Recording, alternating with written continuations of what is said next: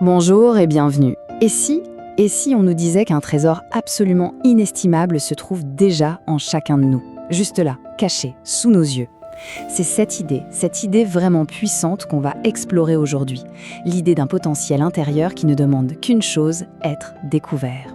Allez, suivons ensemble le chemin qui mène à ce fameux trésor. Tout commence par cette phrase. C'est l'histoire d'un trésor que tu détiens et que tu ignores. C'est une phrase qui interpelle tout de suite, vous ne trouvez pas? C'est à la fois direct et plein de mystère. Ce qu'elle nous dit, c'est que ce trésor, on n'a pas besoin de l'acquérir. On l'a déjà. Il faut juste en prendre conscience. C'est vraiment le point de départ de tout notre voyage. Pour bien comprendre, l'auteur utilise une métaphore très parlante, celle d'un coffre-fort. Un coffre-fort secret qui serait logé au plus profond de chaque être humain. Mais attention, ce n'est pas un coffre ordinaire, loin de là. Il contiendrait des capacités que le texte va jusqu'à décrire comme étant presque divines. Et regardez un peu ce qu'il y aurait à l'intérieur de ce coffre. On ne parle pas de petites compétences là, on parle de choses extraordinaires. Une imagination créatrice sans limite, la télépathie, l'accès à une abondance infinie, le pouvoir de se guérir soi-même et même de guérir les autres, et une connaissance intuitive, comme si on était connecté à une sorte d'intelligence cosmique. C'est vertigineux. Forcément, la question qui vient tout de suite, c'est « D'accord, mais comment on l'ouvre, ce coffre ?» Parce que c'est une chose de savoir qu'on possède un trésor pareil, mais c'en est une autre d'y avoir accès. Heureusement, le texte nous dit que ce n'est pas une question de chance, non, il y a un processus, un chemin bien précis. Et ce chemin, il passe par une clé unique. Bien sûr, ce n'est pas une clé physique qu'on peut tenir dans la main, c'est plutôt une combinaison, quelque chose de très subtil, qui se compose de plusieurs éléments intérieurs. Voyons un peu de quoi elle est faite. Alors, pour forger cette clé, il y a 2 grandes étapes. Tout, absolument tout, commence par une intention, mais pas n'importe laquelle. Elle doit être simple, claire et précise. C'est un peu comme programmer sa destination dans un GPS. Et ensuite, il faut mobiliser et harmoniser 4 éléments fondamentaux de notre être, que le texte appelle joliment les chefs d'orchestre. Et qui sont-ils, ces 4 chefs d'orchestre? Eh bien, les voici.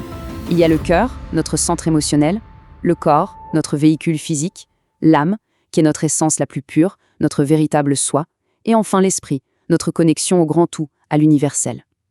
La clé ne peut exister que si ces 4-là jouent la même partition, en parfaite harmonie. Mais attention, avoir les bons musiciens, si je puis dire, ça ne suffit pas pour faire un chef-d'œuvre. Il y a une condition absolument cruciale. C'est le vrai secret, celui qui active la clé et qui la fait fonctionner. C'est vraiment le cœur du mécanisme. Et cette condition, la voici. L'alignement parfait. Le texte insiste bien, c'est non négociable. Le cœur, le corps, l'âme et l'esprit ne doivent plus seulement coexister, ils doivent être parfaitement synchronisés, au point de fusionner, de ne devenir qu'une seule et même entité. C'est ça l'alignement. Et c'est là que la magie commence à opérer. Cet alignement, cette fusion parfaite, ça déclenche une réaction en chaîne. De cette harmonie totale va naître quelque chose d'immatériel, mais de fondamental, une fréquence. Et cette fréquence, qui est vraiment unique à chaque individu, va ensuite générer une vibration. C'est comme une signature énergétique, personnelle, unique au monde. C'est l'aboutissement final de l'alignement de nos 4 chefs d'orchestre.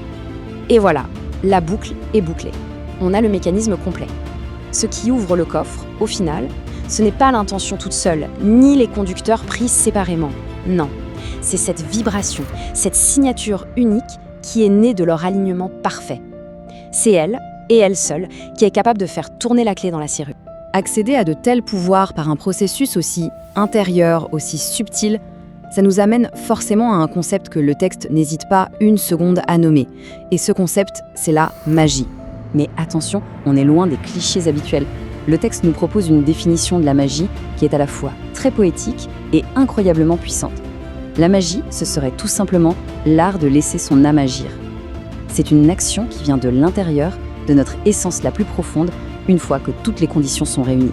Ce coffre-fort un peu magique, il a ses propres règles du jeu. Il y en a 2 qui sont fondamentales. Premièrement, il a horreur du vide. Et deuxièmement, ses ressources sont absolument infinies et toujours disponibles. Comprendre ces 2 points, c'est la clé pour bien interagir avec lui. Alors, qu'est-ce que ça veut dire « il déteste le vide » ? C'est simple, c'est le principe même de l'abondance. Loin de s'épuiser, le trésor se régénère en permanence. En fait, plus on va puiser dans ses ressources, plus de nouvelles ressources vont apparaître pour prendre la place, ce qui, au fond, nous encourage à les utiliser. Bon, maintenant qu'on a compris le quoi, le trésor et le comment, la clé vibratoire, des questions très pratiques se posent. Ok, mais il est où ce coffre exactement? Et quel est le chemin concret, la route à prendre pour y arriver? La réponse est simple. La destination n'est pas à l'extérieur, elle est à l'intérieur.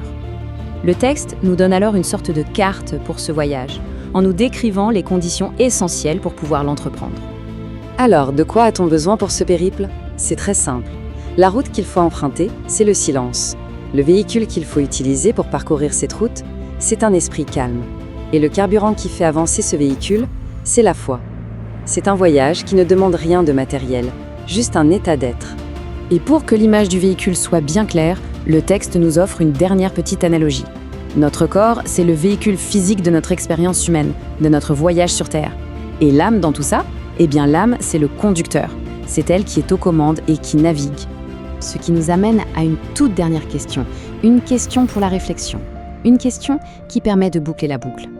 Quand on pense à tous ces pouvoirs incroyables, l'abondance, la guérison, la connaissance, si la porte de ce trésor intérieur s'ouvrait, là, maintenant, à cet instant précis, quelle serait la toute première ressource que l'on voudrait y trouver ?